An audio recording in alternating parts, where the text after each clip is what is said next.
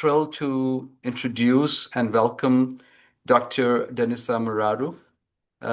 Denisa, welcome. We are very Thank you.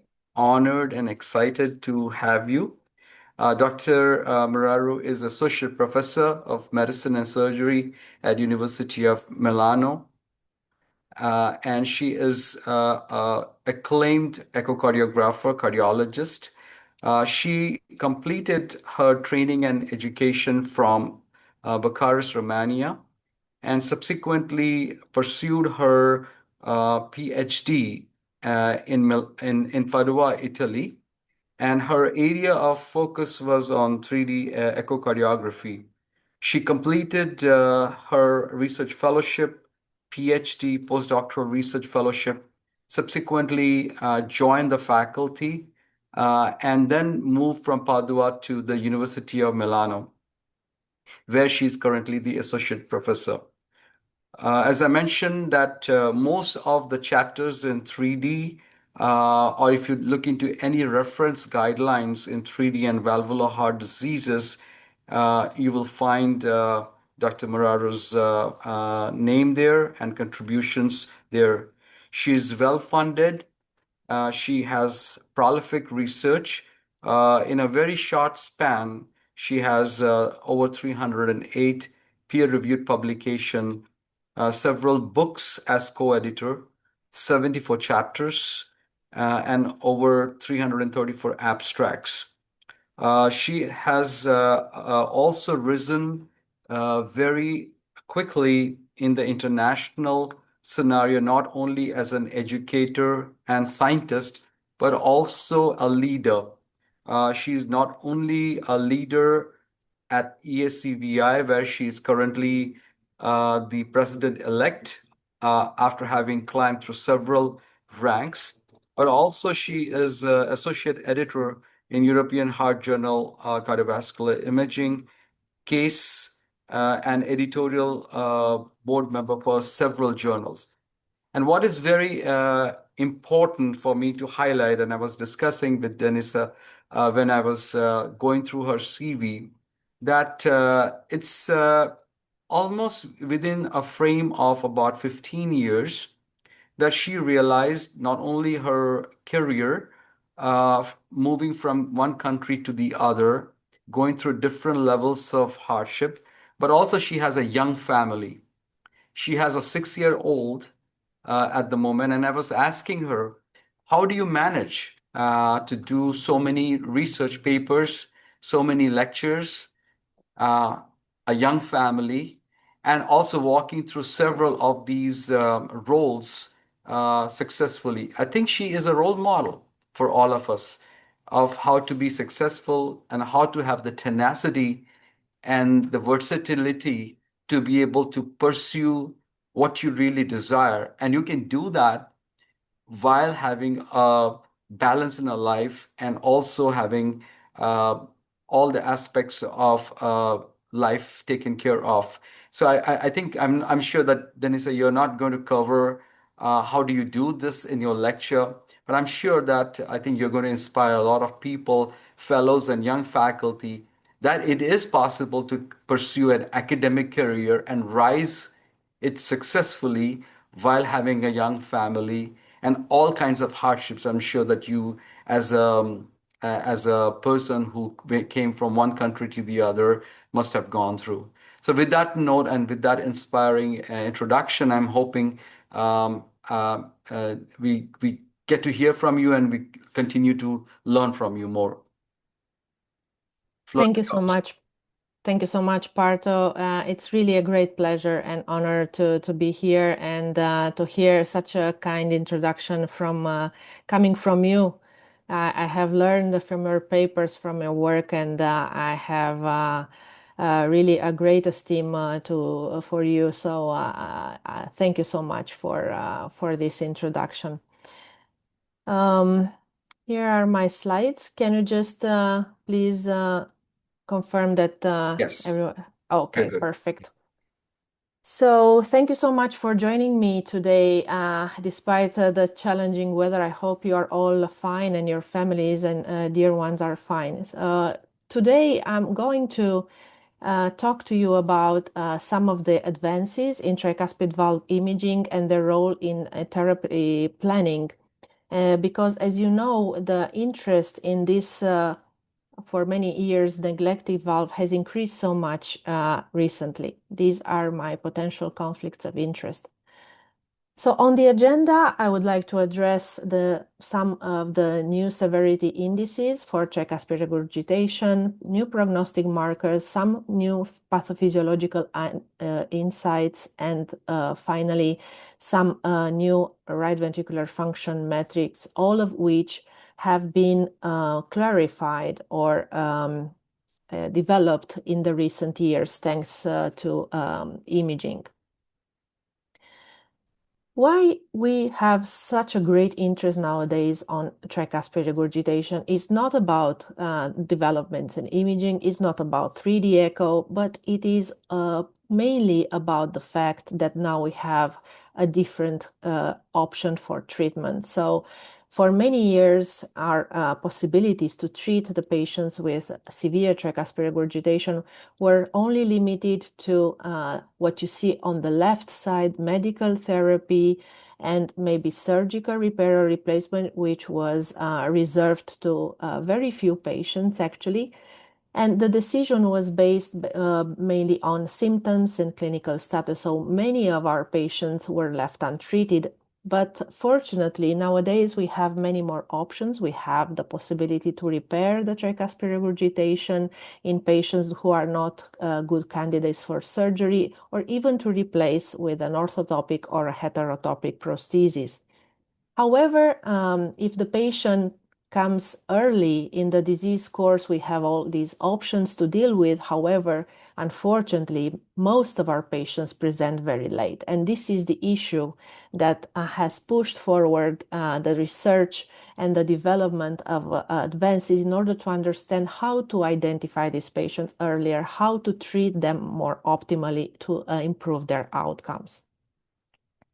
Regarding the indication, you know that last year the European Society of Cardiology has published a new guideline on valvular heart disease.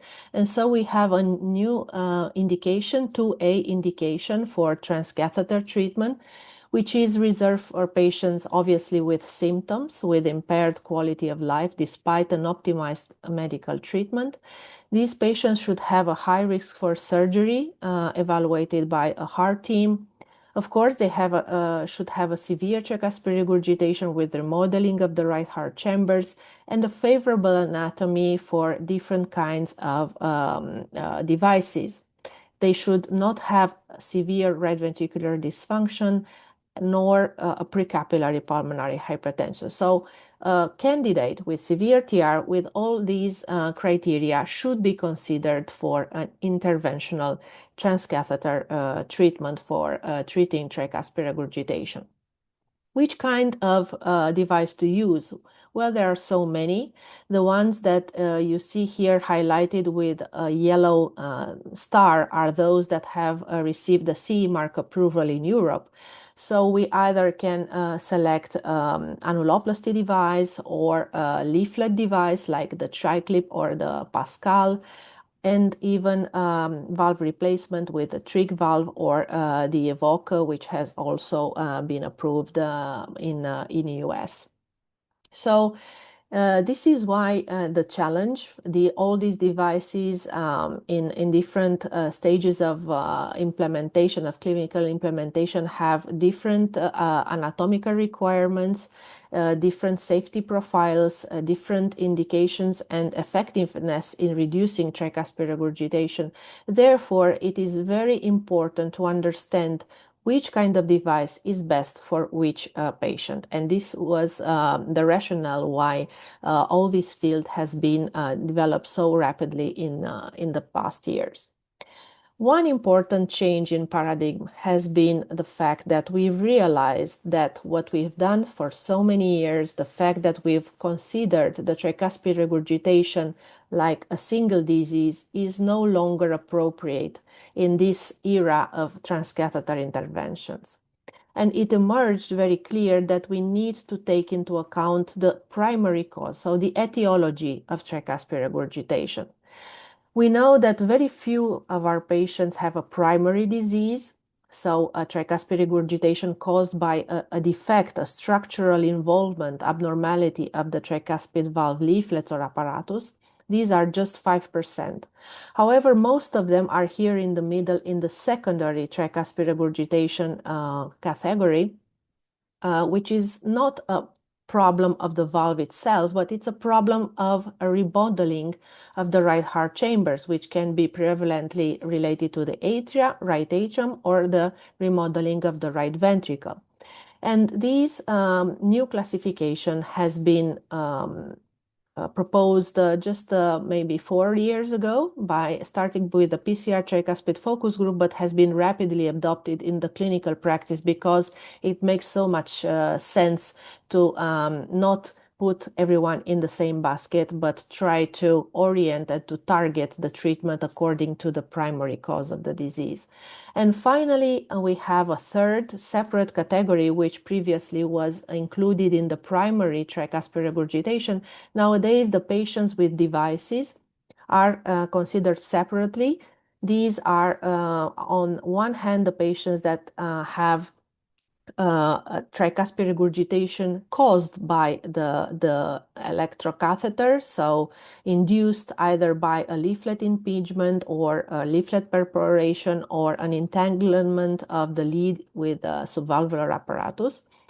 Or even if there is no clear causality between the lead and the tricuspid regurgitation, the simple presence of a pacemaker on the right ventricle may lead to dysynchrony, and these are patients that can have an associated, SIAD-associated tricuspid regurgitation in which there is a lead crossing the valve, but it's not really the primary cause of the tricuspid regurgitation. So this is the basis of phenotyping the tricuspid regurgitation, and imaging plays a central role in doing that. Why it is important? Because once you have identified the etiology, if possible, then the management should be targeted and should be tailored according to that. So if you have a primary tricuspid regurgitation, there is no point to wait and to treat the patient with medical treatment because you have a valve problem like the primary mitral regurgitation. And so once you have a severe dysfunction of the valve, you have to fix early the valve itself. There is no other way, preferably with repair if possible. However, if you have a secondary TR, as I said before, the problem is not really the valve itself, so you should first optimize the treatment of that patient for the driving chamber, depending on whether it is the right atrium dilation that led to the tricuspid regurgitation. We call that form atrial secondary tricuspid regurgitation, mainly in patients with atrial fibrillation or HFpEF. Or if not, can be a right ventricular issue. And in that case, either it is related to a myopathic problem or a pulmonary hypertension resulting after a left-sided heart disease or a left-sided valve disease.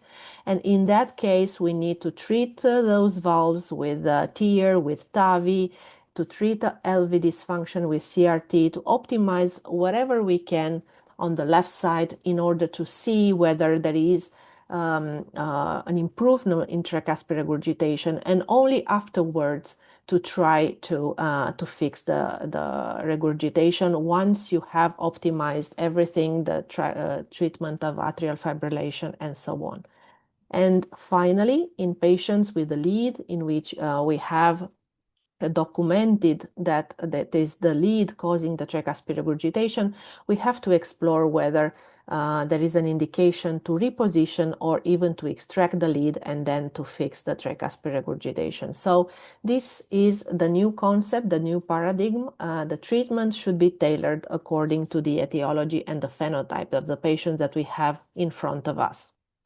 This is just an example to show you the rationale. So we have an 80-year-old woman with a paroxysmal atrial fibrillation since 2019. She comes with shortness of breath, with heart failure as signs, and she's in atrial fibrillation. And she, as you can see here in the four-chamber view, there is a massive amount of tricuspid regurgitation with a triangular shape at continuous wave Doppler. So very important, low velocity, early peak, no doubt about the severity of the tricuspid regurgitation in that case.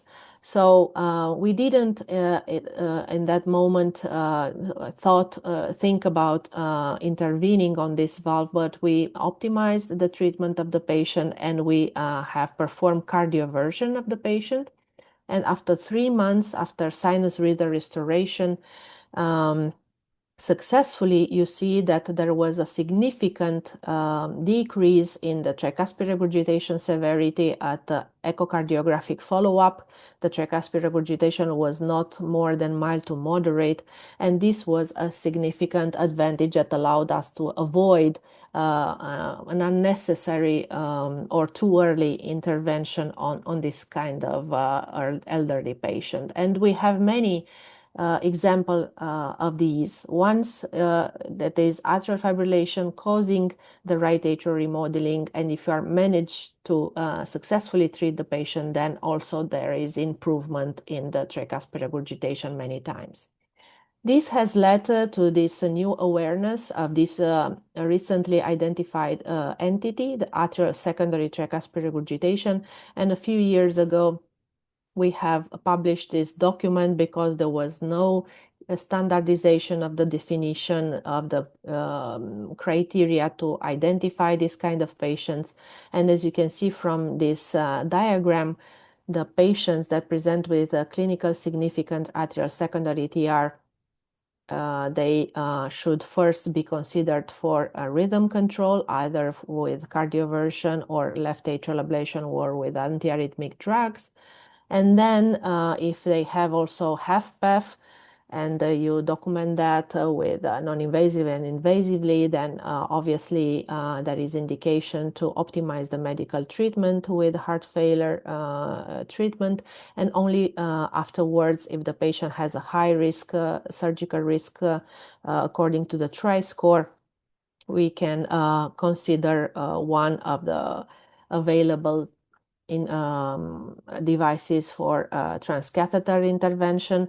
These patients are particularly indicated for annuloplasty device because the main mechanism of the tricuspid regurgitation is annular dilation. However, also the leaflet coaptation device, the TEER, the TriClip is also indicated.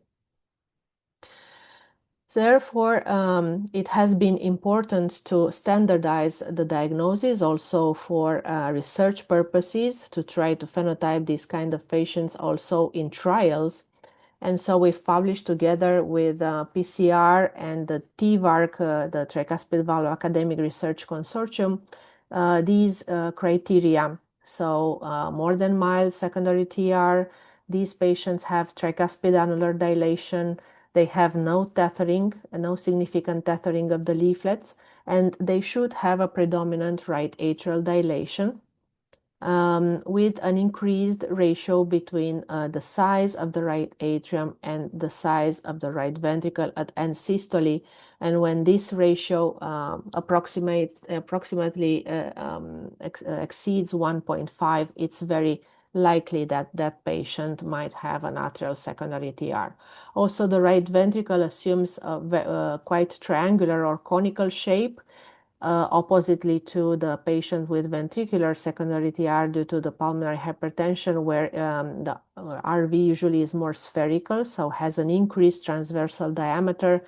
But most importantly, we have to make sure that both ventricles, the RV and LV, have a preserved systolic function. If there is dysfunction either of the left or the right, then this patient cannot be labeled as atrial secondary TR or pure atrial secondary TR. And here there is a busy table, but you can find it in the paper if you want to look at specific criteria to define atrial secondary tricuspid regurgitation. This parameter, the end systolic right atrial to right ventricular ratio, was relatively new and not really validated. So together with one of our fellows in our lab, we tried to provide the evidence and to further refine the cutoff value to separate atrial versus ventricular secondary TR. And we've seen that when you use the volume using three-dimensional echocardiography, the ideal cutoff value is 1.4. If you use the area, it's very similar, but it's slightly larger, 1.6. However, this criteria alone has limited ability to separate atrial and ventricular secondary TR if you use a multi-parametric approach, including also RV ejection fraction preserved, pulmonary systolic pressure less than 50, LV ejection fraction again more than 50%, and also the volume of the right atrium. You increase very much, as you can see, the area under the ROC curve and the ability to identify by imaging the patients with atrial secondary TR, with practical implications regarding the management, the indications for cardioversion, and so on. Another important point that has been brought to our attention by this registry, the TRI registry, was this is a multi-center registry including data from 33 centers, both with surgical and transcatheter interventions, as well as patients with conservative treatment. And it was shown that depending on the TRI score, which is a multi-composite score, including both clinical and biological and imaging data, if you are early in the disease course, so with a low TRI score, low degree of comorbidity, then there is a significant benefit for any type of intervention, surgical or transcatheter. However, if you present late, so the patient presents late in the disease with a high TRI score, you see that the benefit it's no longer visible. And mostly and most importantly, if you have a patient that undergoes a tricuspid valve repair with unsuccessful procedure, so you have more than a moderate tricuspid regurgitation, these patients have the worst survival. The worst survival even less than the patients with conservative treatment, which translate into a very important message. So not only that we need to intervene early, and we need to identify which is the best timing. However, we need to achieve less and less tricuspid regurgitation in order to optimize the patient outcome. So therefore, the patient selection has a crucial role because we need to be able to be sure that when we clip that valve, we will be able to reduce the tricuspid regurgitation to mild or to maximal mild to moderate. Otherwise, the outcome of the patient will not be good. And how to do that? It is clear that we need to have a multi-modality approach, that echo is not enough. We need to use advanced echocardiography, including 3D. We need to use CMR or CT for different measurements, for instance, for measuring the tricuspid annulus or the spatial relationships with the right coronary artery, for instance, for devices that may interfere with the right coronary artery patency, or to understand the pathophysiology of tricuspid regurgitation, we can do a CMR to identify the LGE that can be present at the right ventricular inferior wall, like in this example. And finally, right catheterization to pick up those patients that have HFpEF and to identify also the severity and the type of pulmonary hypertension. This is very important. Therefore, we wanted to understand better, which is the practice in multimodality imaging around the world. So we've recently, just yesterday, has been published this large survey of the EACVI, including more than 500 respondents from 69 countries on 6 continents. And as expected, you see that 2D transthoracic echocardiography is the primary imaging modality used by most of the respondents. And those that use three-dimensional echocardiography are much less, about a quarter. Only 26% of them are using routinely 3D transthoracic echocardiography to measure the right chambers in patients with severe TR. And as you can see here, the other imaging modalities, CMR, CT, or right heart catheterization, are not used routinely at all, are used only in 4% routinely, and specifically CMR is used selectively, particularly for evaluation of ventricular function. CT is used predominantly in TTVI candidates, and right heart catheterization again is not really used as indicated by the guidelines. However, echocardiography is the backbone of the diagnosis because many times it provides sufficient diagnostic information. Also in the tri-score, the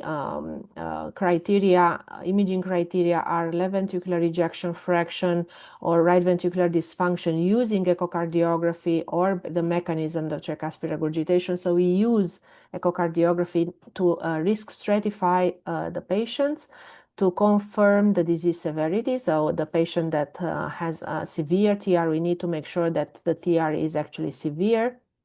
To evaluate the mechanism of tricuspid regurgitation, to evaluate also the RV function, and finally, to see whether the patient is anatomically suitable for that particular device we are planning to implant.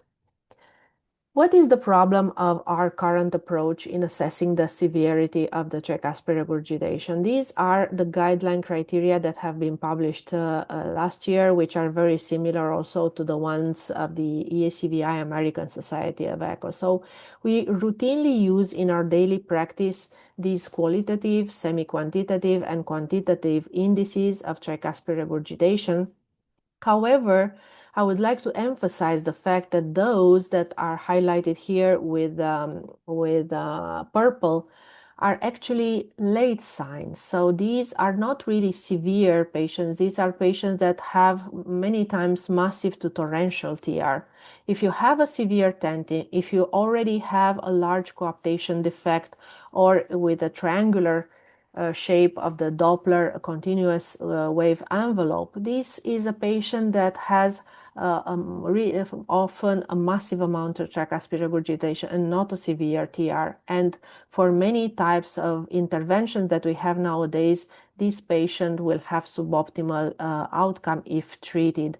So we need to identify these patients early, not when they have a severe tenting, but when they have just above the quantitative criteria that define severity, which are the area, the regurgitant volume, the regurgitant fraction, and nowadays also the 3D vena contracta, as you can see here with a cutoff value of 75. I think this is a very important message that we need to measure if we want to detect severe tricuspid regurgitation early, not when it is already massive or torrential. And we were questioning whether this cutoff of the vena contracta area of 0.75 is the best because it has not been supported by strong validation. And therefore, together with Giorgia Benzoni from our lab, we have tested it in our clinical database of patients with tricuspid regurgitation.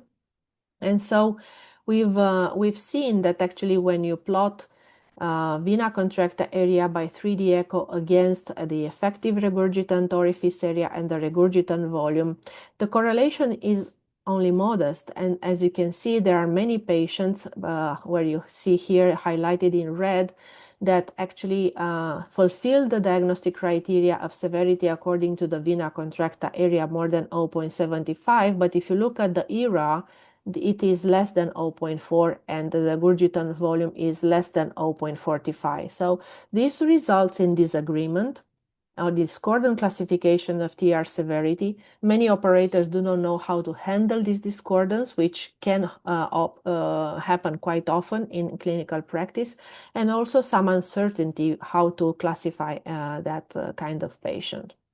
And so we underwent a dedicated study to identify the ideal cutoff based on outcome in our population.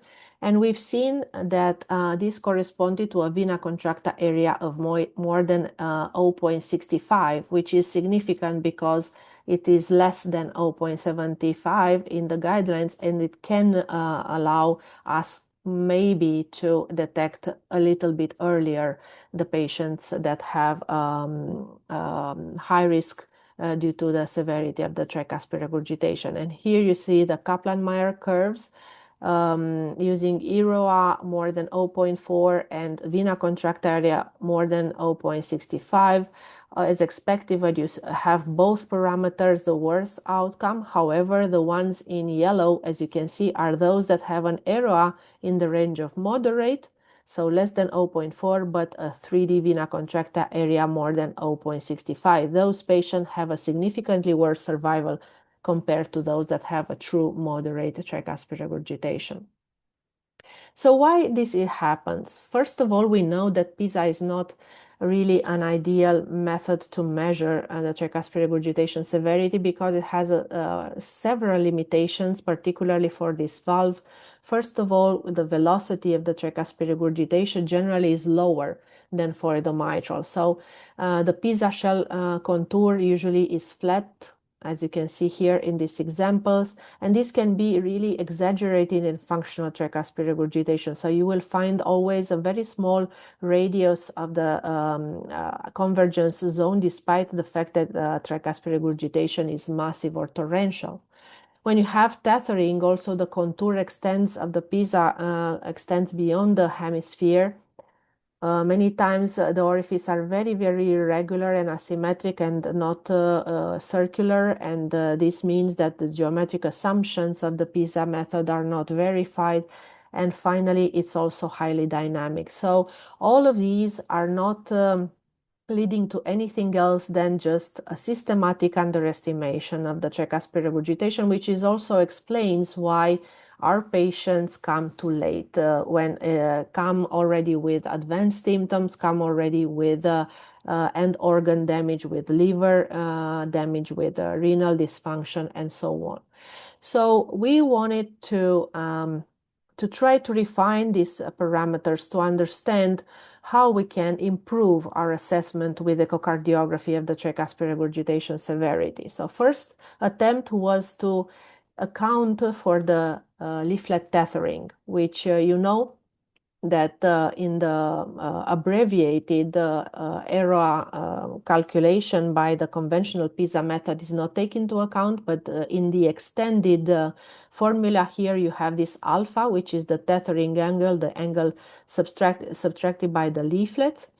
And if you take into account this, and if you take into account also the velocity, the peak velocity of the tricuspid regurgitation, which is lower than in the mitral valve, then you will have two correction factors in the corrected ERA. And this will result, we have tested them, and this will result usually in larger ERAs and larger right ventricular volumes, obviously because, for instance, alpha is larger than 180, so the correction factor is superior to 1 here, and also for the other correction. And we've looked at how many patients are reclassified using the corrected PISA, and about 1/3 of our patients. So it is quite significant. We also saw that corrected PISA in patients with severe tricuspid regurgitation had a greater concordance with the 3D volumetrical method. So since you get larger numbers, okay, we said, well, but which cutoff of severity we should consider, because we cannot use the cutoff that are nowadays in the guidelines. So we've made another study to understand which are the cutoffs to be used when you use a corrected PISA methodology. And so this has been published last year by another of our fellows from Romania, Monica Buță. So what she did is to use the 3D regurgitant fraction as a reference standard. So calculated by the regurgitant volume with 3-dimensional echocardiography divided by the right ventricular stroke volume. And so the regurgitant volume with 3D was calculated by the difference between the stroke volume of the right ventricle and the stroke volume of the left ventricle. And then using this as a gold standard, we have tried to identify the cutoff values that would define significant or severe tricuspid regurgitation using the conventional PISA method. And according to this study, we have seen that 0.46, so instead of 0.4, would define severe tricuspid regurgitation for a corrected era, and similarly for the regurgitant volume, the cutoff value, the ideal one was 42%. So whenever you consider correcting PISA for the leaflet tethering, you should know at least that you have different cutoffs, and these are already available and validated with outcome in the literature. We've also looked how the regurgitant fraction by three-dimensional echocardiography, because this is a new approach. We've looked how it stratifies outcome in our patient, and you can see the curves are very well separated and with the cutoffs that have been suggested in the guidelines. And when we looked at this confusion matrices, in which on the diagonal you see the number of patients that are correctly classified by the actual TR grading, so using the corrected PISA or corrected ERA against the regurgitant fraction. As you can see, with the ERA corrected, the accuracy is 99%, or regurgitant volume with a correction is 94%. However, if you use the conventional, so without the correction for the leaflet tethering and the velocity, the accuracy is much lower, particularly for the regurgitant volume. And this is because many of patients, as you can see, are classified in as mild, for instance, by the predicted, are classified as moderate by the actual tricuspid regurgitation grading, when they are actually mild by the predicted TR grading. So in correcting for this kind of aspects, the geometry of the leaflets allows to increase the accuracy compared to the regurgitant fraction by three-dimensional echocardiography, and the reclassification was, in this case, in 1 out of 4 patients to a more severe tricuspid regurgitation grade. We also realized that the category of moderate secondary TR in terms of regurgitant fraction is really, really broad. So almost half of the cohort were classified into the moderate. And since the guidelines say that we need to follow these patients very closely, we wondered whether we can further risk stratify this category, so-called mild to moderate or moderate to severe, because it seemed that it is really broad and not all these patients have the same outcome. And so here you see we identified other cutoffs, 0.3 and 28, in order to be able to identify particularly those patients that are slightly at a larger risk of events in this category, but not yet in the severe stage. And this can be very helpful, for instance, to tailor how often you can do the follow-up in patients with moderate tricuspid regurgitation in order to maximize their outcome and to identify the optimal timing of intervention. So just to summarize in a very simple way, what we need to do, first of all, we need to quantify as much as possible. Forget about eyeballing, about qualitative assessment of TR. This is too misleading. We tend to underestimate the severity, so we need to obtain numbers. We need to evaluate TR in at least 2 orthogonal planes. So first in the 4-chamber view, and then also in the RV inflow view or in parasternal short axis view, but not just one single view. And finally, we need to combine the information from different parameters, Doppler and non-Doppler. And whenever Doppler we know that has limitations, we should remember that we have 3D. And the same as CMR does, we can do the difference between the stroke volume of the 2 ventricles, and we can calculate the regurgitant volume if you have an isolated tricuspid regurgitation severity. The guidelines also recommend that in patients that are candidates for interventions, we should use the extended grading scheme. So we should classify not only in severe, but also massive and torrential. However, whenever we are in doubt, we should use TOE instead of just transthoracic echocardiography. And nowadays, we should increasingly use CMR for evaluating the regurgitant volume and the regurgitant fraction.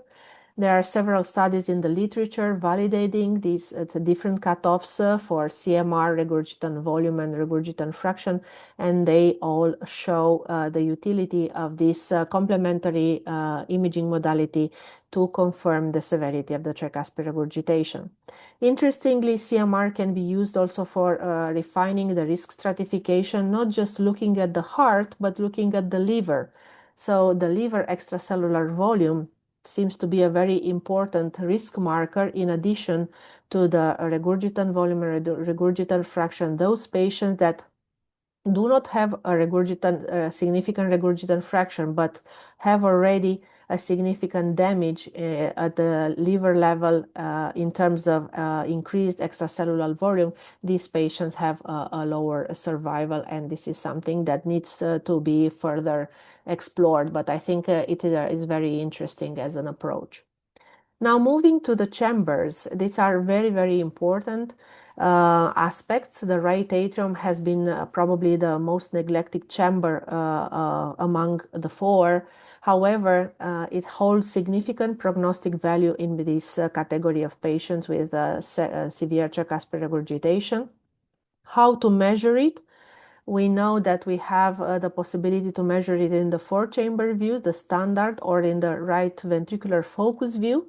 And in this particular study, we have demonstrated that it is much better from a prognostic point of view and also from an accuracy point of view to measure it in the RV focused view, because you get larger measurements, larger values, but also you predict much better the prognosis, and you get values that are closer to the CMR and to 3D with respect to the standard four-chamber view that often underestimates the size of the right atrium. And you can see also in this example here how large it is in the RV focus with respect to the four-chamber view, particularly when you have biatrial dilation.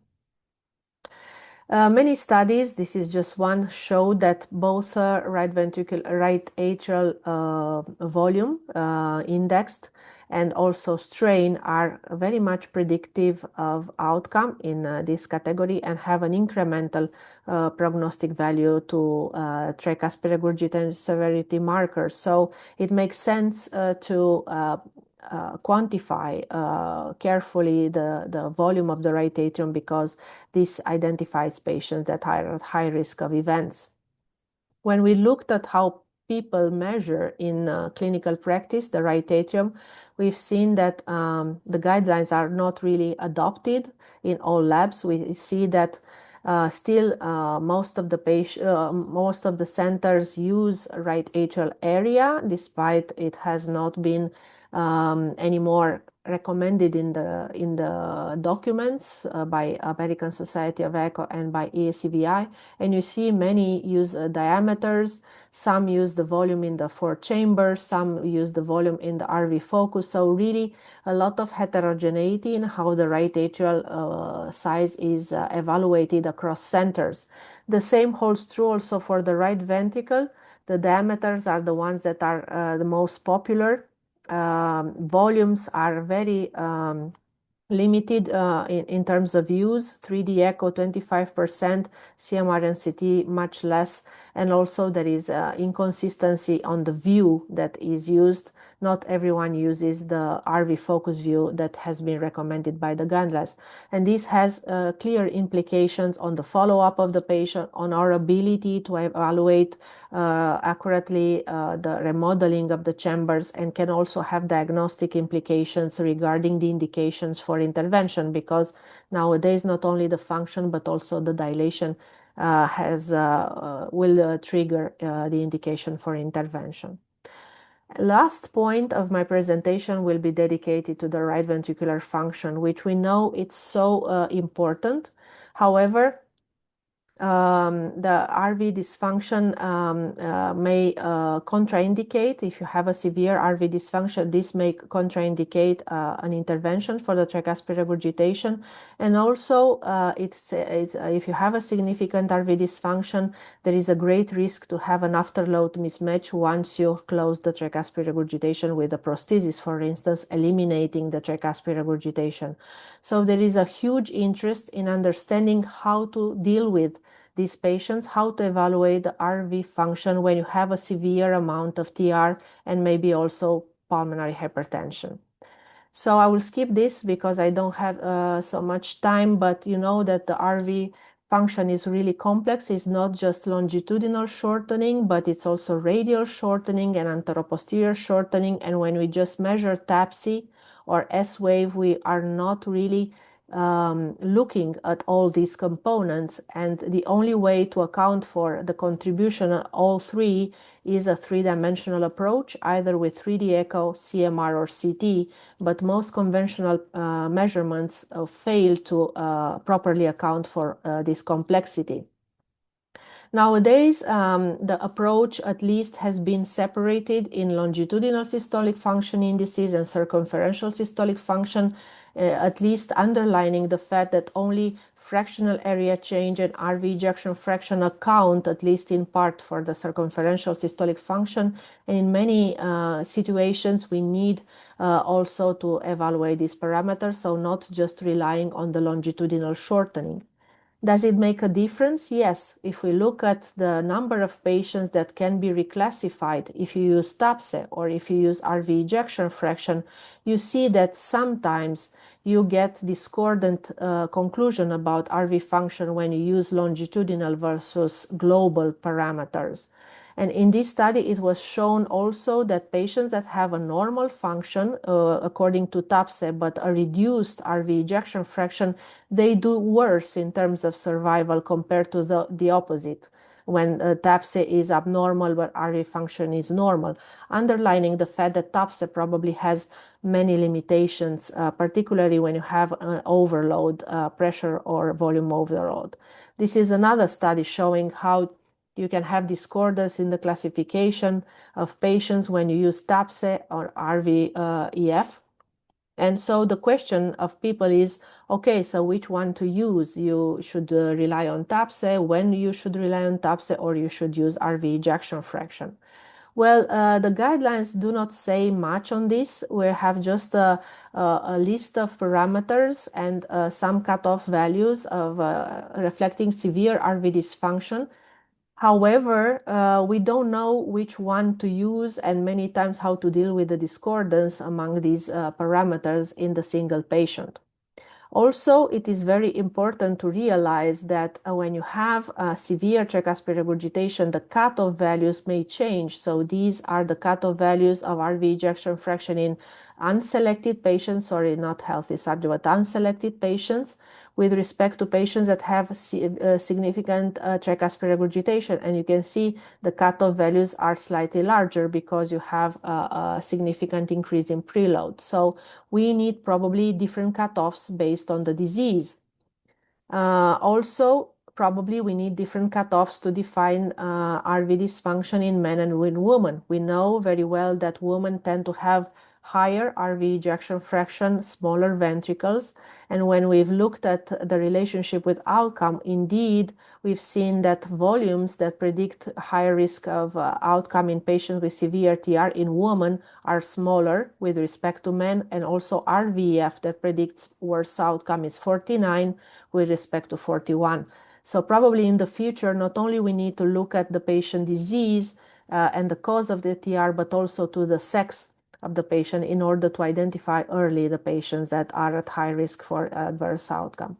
And finally, another new concept, and this is my last one, is the fact that not even ejection fraction is the best parameter to evaluate RV function, because Unfortunately, there is this significant backward flow in patients with severe TR. So the total stroke volume of the right ventricle is not the same with the forward stroke volume because you have a high amount of blood that goes back into the right atrium.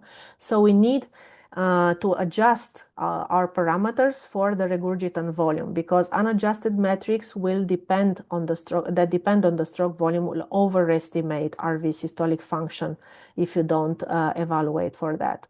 So from this concept has emerged the concept of effective RV ejection fraction, which is the ratio between the RV effective stroke volume, so the total stroke volume minus the regurgitant volume that you can calculate with Doppler or with PISA, divided by the end diastolic volume. So if you have the possibility to get the volumes of the right ventricle, you can also have a very easy to calculate and not depending on pulmonary systolic pressure index of coupling, that is the effective stroke volume divided by end systolic volume. So these two markers lately in the literature, either by 3D echo or CMR, seem to provide an added value, an incremental prognostic value in patients with TR, knowing the limitations of unadjusted metrics. And these are just a few papers showing how the risk stratification improves when you use these new parameters based on 3D RV forward stroke volume divided by systolic volume compared to TAPSE-PASP,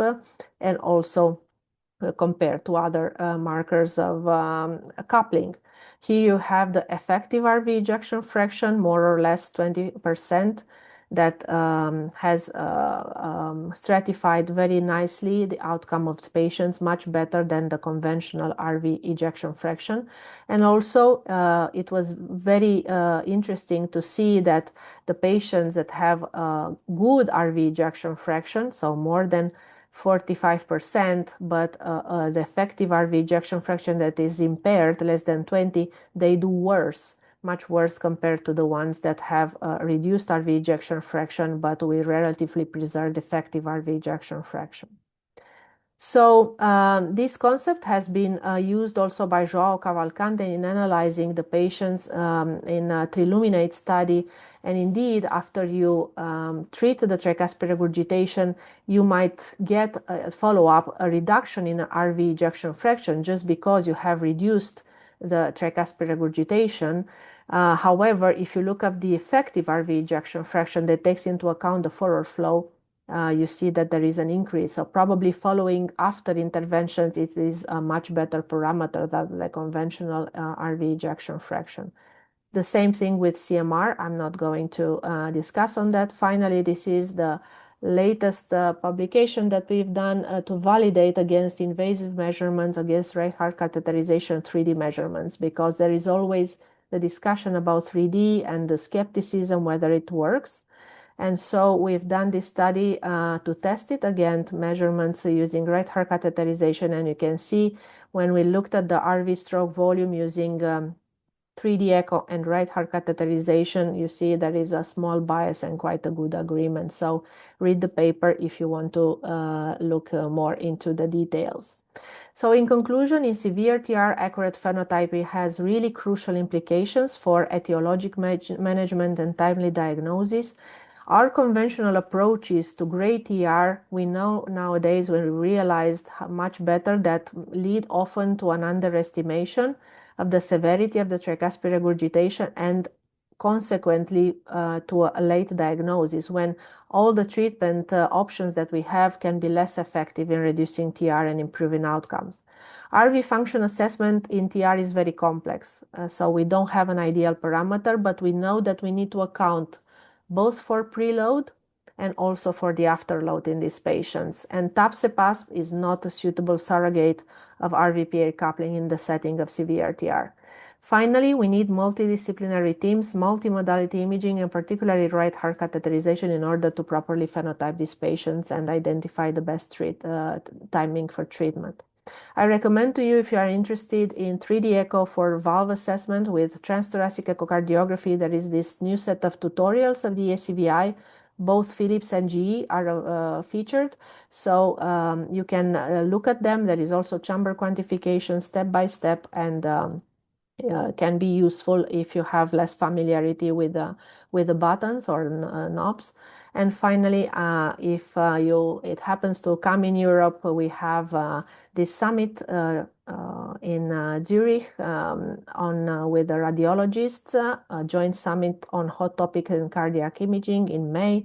And finally, in December, the EACVI meeting 2026 will be in Milan from 3 to 5 December, and I hope that at least some of you will be able to join us. Thank you very much for the invitation once again, and I'm happy to answer any question.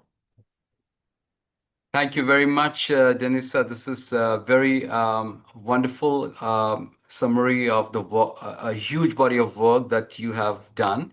And I also wanted to alert everybody that this is past midnight in Milan. So thank you for joining us late at night.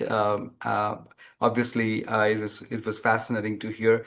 I will start, and there may be many questions that may come. We may be limited in our time, but I will try to start by one question. So it looks like it's complex. Tricuspid valve is complex 3D.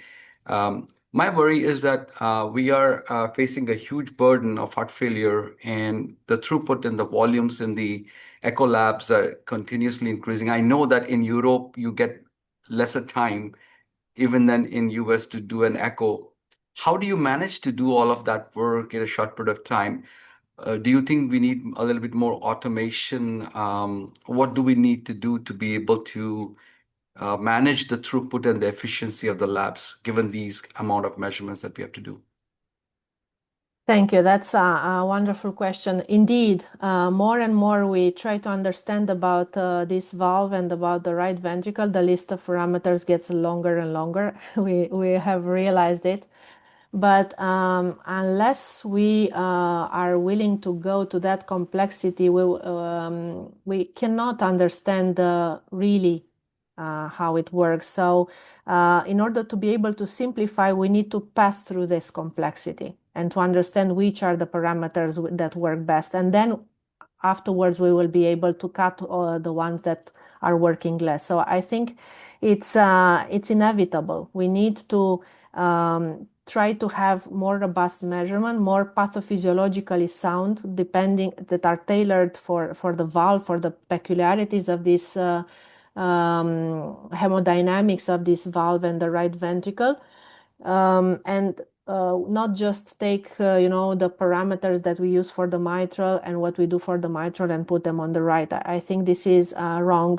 So we need to test, and all these efforts are just single center or very small exercises, but we need to adopt some of these promising parameters in larger trials and to see whether they work, and only afterwards will be able to shorten the examination. We are not doing all these what you have seen routinely. This is just the result of our understanding, of our awareness, and the result of our research. However, I truly think that AI and automatization, as you have mentioned, will be extremely important, particularly to harmonize what we do in different labs, because what I do cannot be the same what someone else is doing.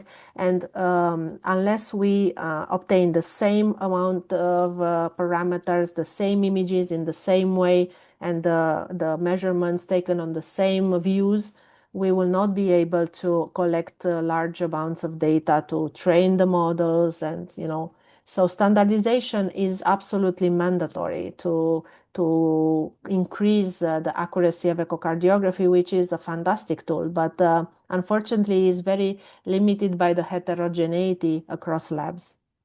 Yeah, no, I think that's very important. And I think that's relevant to some of the questions that have been asked. Dr. Ashok Chaudhary is asking, it is important to avoid underestimation of the severity of the TR. How do you improve accuracy for most cases in your lab? Will you recommend 3D evaluation for anyone with at least moderate TR? Excuse me. Yes, so we still perform, the conventional recommended by guidelines parameters to evaluate, but we are more aware of the limitations. So whenever we have a complex tricuspid regurgitation, or something is not matching, for instance, the AROA by conventional PISA with dilated right ventricle, something is not fitting, then we try to understand what's happening, and then we do 3D vena contracta. Or we compute, as I said, the regurgitant volume by making the difference between the left ventricular stroke, the right ventricular stroke volume and the left ventricular stroke volume, either by 3D or by Doppler. We don't use the stroke volume by RVOT because it's less accurate. There are more sources of errors, and also the RVOT shape is elliptical. However, we use the 3D for both ventricles when you have a single valve. When you have more than one involved, it's a little bit more complex. But these are the two things that we have adopted in our practice. We use routinely 3D when the acoustic window allows, and also 3D color Doppler, yes. And when there is a tethering of the leaflets, we take that into account when we calculate PISA, yes. Thank you. I think the second question you had already mentioned, use of AI as a tool for complex measurement. I think a lot of work needs to be done. I think it's not yet ready, at least if I understand correctly, on the right side, and the TR side is still some more work to be done. Then Dr. Maganti is asking a question. She compliments your great talk and then mentions quantification of TR by 3D TTE versus 3D by TEE seem to vary quite a bit. Have you noted in your practice? Why is this? There are many sources of discordance, and depends obviously also on the quality of the images, particularly.